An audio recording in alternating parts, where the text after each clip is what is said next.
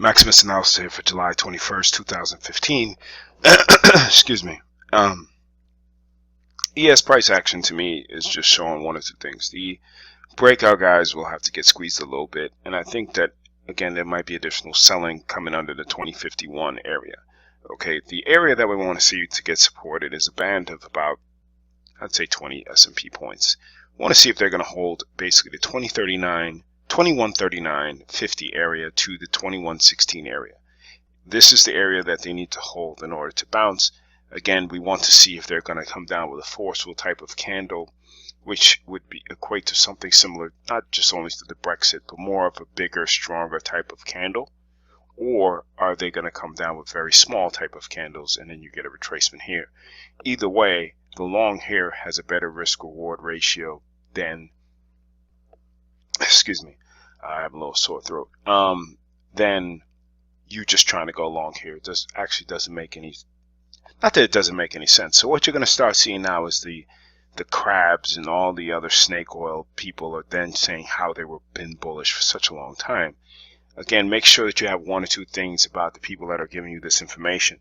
TV pundits are very, very, very, very, very sneaky. And as far as upgrades and downgrades from analysts such as Goldman Sachs and all these, you would see if you plot them on that a lot of these downgrades are good buying opportunities, and a lot of these upgrades are good selling opportunities. It's the nature of the beast, and we got to see how price action goes because again, there's a lot of examples. I'll give you one when we get to the price line that they had a 1500 price target recommendation that made it gap up right to the bright. It's just they're trying to get the slow and non-patient money to get in because again, everybody wants to. You might see a lot of stuff in those O'Neill books about buy higher and then buy higher and higher. You have to know where your risk is, and if your risk and your reward comes to 2.1 to 3.1 or better, meaning you risk, let's say, $100 to make 3, you have a business. If you risk 2 to 1, you have a business. You just need to be careful. You risk 1 to 1, you're just basically going to churn an account and basically frustrate yourself. So let me get off of my high horse regarding that. I don't like people that chase or I don't like people that come out of the woodworks when the sentiment is bullish to say that they're all of a sudden bullish when they weren't. I won't call any names, but you probably can see a lot of those on internet, on Twitter. With that being said, you see that we're clear above these levels. Again, we have the levels that we've seen based on price that we won't get excessively bearish until they get back below. Now, this doesn't mean that you can't play a pullback here. Let's say if you bought some puts or something, but just understand that the retracement could be shallow, and you have to be able to. If you see something that looks like a bullish type of turnaround around this support area, you have to have you have to be able to switch from bearish to bullish very quickly because of how we're going. So again, if they get deep into this 2090, basically breaking 2100 or 2080 area, then we'll look at something a little bit different. With that being said, let's look at the NQ. And the NQ is just a fairly, small day, but you see so much, and I'm like, regarding bearishness, and I'm like, okay, I get it. Maybe a false breakout, but just one red bar has you extremely bearish. Just take it easy, take it easy. So let's look at the weekly time frame, and we can see that we are above here. Volume kind of weak, but again, I explained in the newsletter last week. If you don't have it, I'm going to send it to you. I'm not going to re-explain it because I'm giving away very valuable free material that is I take a lot of time and pride in, okay, and I want you guys to subscribe to it so it can help you, okay, but you just at least got to ask for it.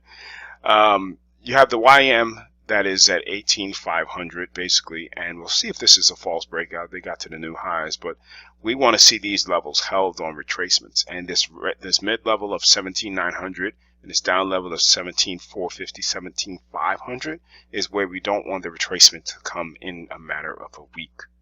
So just keep that duly noted. The level that we want to hold has not been breached yet for crude, even though it did have a kind of a down day, but you can see that it's, again, I'm looking at the bull bear line in the sand would be, the bull line in the sand would be 43.12. So I want them to hold that level and see what we got going on from there. Remember that you have rolled now to the U contract. So if you still have the Q contract up, that's why your chart is starting to act funny. But you can see that I had something again on the newsletter talking about the pattern that's potentially setting up, but we want to see what this next week gives us in regards to breaking back above the 46, 47 area.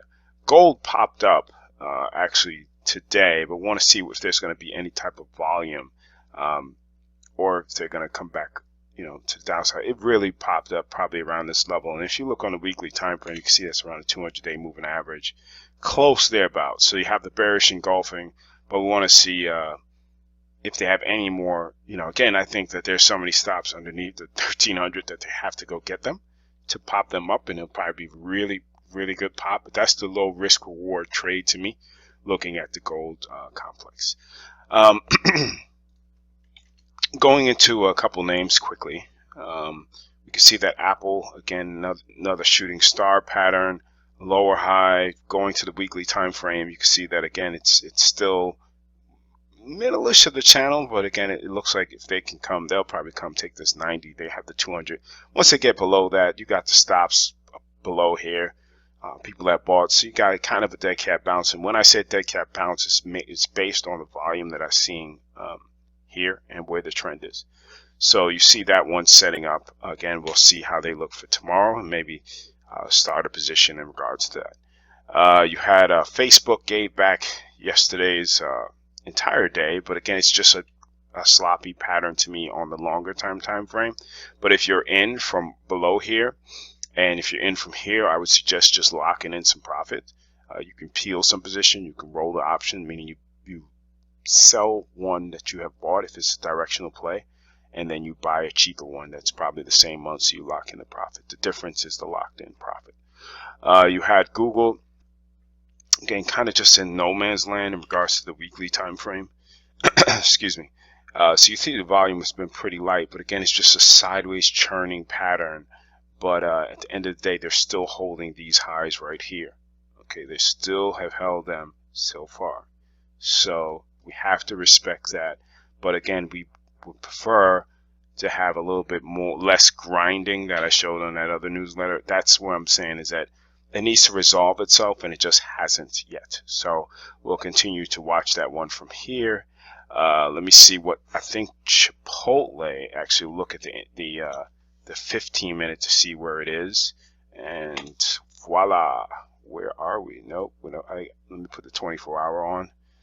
Yep. So let's see where Chipotle is. So a lot of violence, a lot of not moving, a little bit down below, but you can see earnings could be a wild one, to say the least. So they got all the way to 436, down to 400 and popped, and now in the middle. So let's see where they're closing. And this will just be a guess to say, okay, weaker if they stay below 200 and halfway of this big volatility slush of craziness that went on. So we see they cleared stops on, at least for the common, and we'll see again. Let's look at the chart, but then take a look back on the weekly, kind of see where we are, because if they're right below this candle, that means they have more downside potential. They've already broken below this previous high. The next one target below that will be around this 745, 750 area. Okay, guys. Sorry, my throat is really hurting me. Wanted to just get this one out. And again, like I said, you have to have patience in this game, unfortunately. And here's the reason. I'm going to probably go into some of the market psychology. The reason why you need patience in this game is because this is the most free probably business that a lot of people ever touch in their lives. Meaning, you get money, you put in an account, and there is absolutely no one. You've had complete freedom to buy long, short, put spreads on to collect premium. There's no boss to tell you when to stop. And with all of this excessive freedom that feels so joyous, there's someone telling you you have to slow down and you have to trade with discipline. It is against the nature of kind of what the markets mean to a lot of people. It means freedom to do what the F I want, when I want, and I have freedom to put it on and off. But with that freedom comes responsibility, and you have to treat this like a business, because the emotions are high. Going back to the ES, the emotions of euphoria getting up to these new highs is, you can probably feel it. you know, extensively of how bearish, I mean, how bullish everybody got from this area. Like, wow, they're never going to pull back again. You have to have the discipline to say, if I miss this Brexit long at 1981, I have to wait for the next setup. I just have to. I don't need to put money at work. And that, with this free level, is where you need to have someone. And it doesn't have, I'm not saying for me to be your mentor. You can tell somebody, speak to any experienced trader. They will tell you that the discipline of the markets will typically, and lack of risk management and over trading, has probably done more damage than actually bad trades.